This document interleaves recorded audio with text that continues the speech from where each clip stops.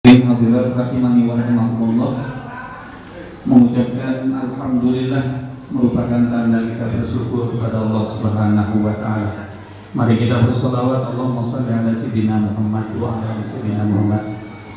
To the point, sebelum dia menyampaikan tentang sosialisasi ijazah, baru saja saya dapatkan informasi bahwa ada program Anugerah GTK.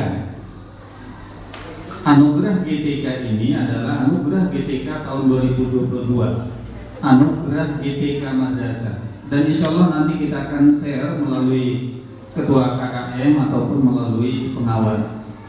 Di sana dicantumkan ada 4 kategori ya, 4 kategori. Yang pertama GTK Madrasah berprestasi dengan indikatornya ada. Kemudian yang kedua GTK Madrasah inspirasi. Kemudian yang ketiga GTK Madrasah inovasi.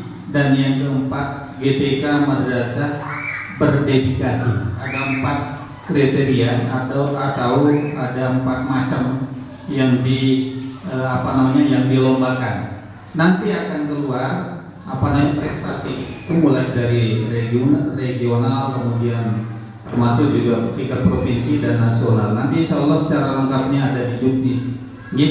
Mohon untuk teman-teman kita, baik itu kepala madrasah, termasuk juga guru-guru, termasuk juga pengawas, termasuk juga pustakawan dan laboran, untuk mengikuti kegiatan tersebut. Daftarnya melalui online. Kita kembali ke laptop. Di halaman pertama ini adalah tanggal pengumuman, yaitu kalau kita MI, MTS dan RA itu tanggal 15 Juni. Sedangkan untuk aliyah itu tanggal 5 Mei. Kalau kita tanggal 15 Juni. Kalau yang ini saya tidak sampaikan. Kemudian berikutnya, ijazah RAM IMTS MA MAK diterbitkan oleh satuan pendidikan yang telah memiliki izin operasional. Hanya syaratnya satu, memiliki izin operasional, 2, memiliki peserta didik yang tamat belajar. Kemudian siapa yang menandatangani? Kepala madrasahnya, ada di poin 2. Kemudian ijazah ditulis tangan. Boleh tidak ditulis kaki? Boleh. Nih, yang penting hasilnya lebih bagus daripada tangannya. Boleh tidak ditulis pakai mulut? Boleh. Karena di video-video sering saya lihat bahwa tulisan menggunakan mulutnya itu lebih bagus, lebih seni dibandingkan dengan yang normal. Artinya bahwa yang tidak punya tangan, kemudian yang tidak punya tangan kiri kanan, misalnya dia menulisnya pakai mulut, tapi seni ya diberdayakan, dia difungsikan dengan menggunakan tinta warna hitam. Hal ini sudah biasa. Kemudian kalau misalnya salah, maka kita akan silang seperti ini. Kita lanjut. Batas untuk kita minta kekurangan itu adalah tanggal 30 November. Tapi untuk bulan Oktober ini kita sudah akan finalkan kekurangannya. Kita akan sampaikan ke provinsi. Kemudian kode provinsi kita tidak usah lihat yang lain, ada di Provinsi Nusa Tenggara Barat, yaitu nomor 19, kodenya 19. Lanjut, Lombok Tengah, kodenya 02. Yang ini ada di belangko ijazah masing-masing, tidak usah kita bahas. Tetapi Bapak Ibu yang dia hormati, nomor seri ini perlu kita berikan per siswa. Dan itu pada tahun ini mulai nomor seri ijazah itu dimasukkan di PDO. Jadi enak nanti kalau misalnya hilang ijazahnya sudah ada di PDO. Kita lanjut. Ini seri ijazah. Seri ijazah. Nah, ini penulisan ijazah. Kita lanjut ke praktik. MI. Kelihatan nomornya? Ya, kalau kelihatan.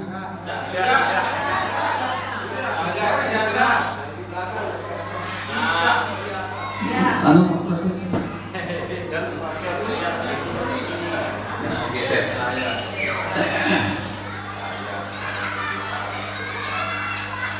Ya, besarkan ya. Baik, kita lihat nomornya ya. 0014 itu nomor urut ijazah. Harus 4 digit, 4 nomor. Kemudian mulai dari 001, 3 nolnya di depan sampai dengan berapa jumlahnya. Seperti ini misalnya jumlahnya 14, berarti 0014. Garing MI, M huruf besar, I huruf kecil. Kemudian 30 itu diganti dengan 19, kode provinsi. Kode provinsi.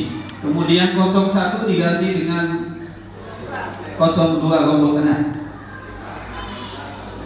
Kemudian titik 0001 yang 4 digit itu adalah kode madrasah yang dulu, dari dulu.